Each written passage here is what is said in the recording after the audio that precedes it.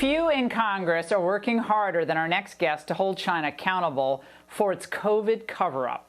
As a result, the CCP put a target on his back. Joining me now is New Jersey Congressman Chris Smith.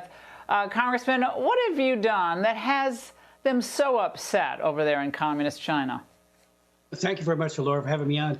Just recently introduced two major bills. The first one would empower Americans to sue China for its willful or grossly negligent misrepresentation of information to the World Health Organization.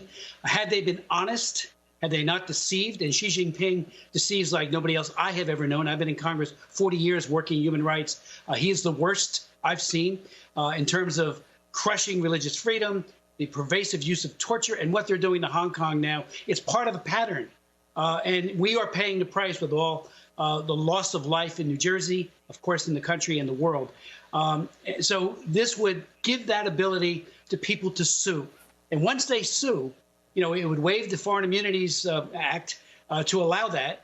And similar to what we're doing and have done, I should say, with Saudi Arabia, we can get a better record because we are not going to have an accounting, certainly not from the WHO, as to what happened and why these lies were perpetrated upon the world that has led to this this terrible and Congressman, it looks like that Beijing's man in Washington, that guy could end up running point for Biden on China. The Washington Free Beacon is reporting that former Ambassador Max Baucus has given at least 4 different interviews to Chinese propaganda outlets in the last 2 weeks, repeatedly comparing the U.S. rhetoric about China to both the McCarthy era and Nazi Germany.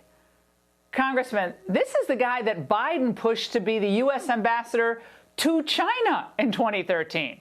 So I think the American people need to know who might be shaping Biden's policy with the CCP going forward if he should win, heaven forbid, in November.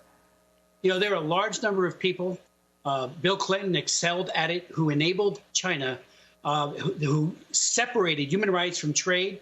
He did it on May 26, 1994.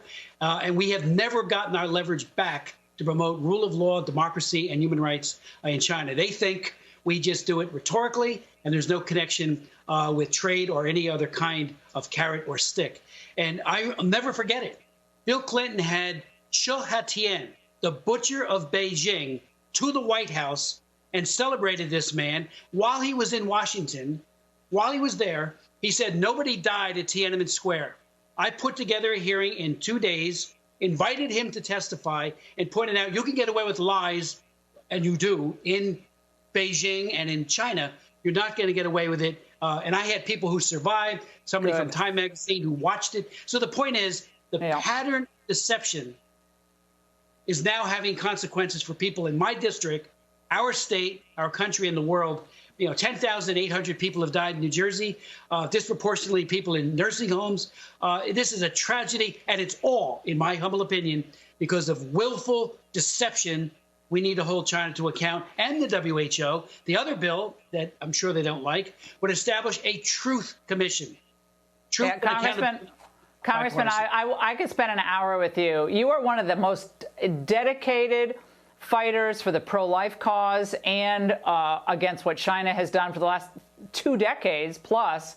And I want to thank you for your work on behalf of freedom and the protection of life. Thank you so much, Congressman. Come back soon.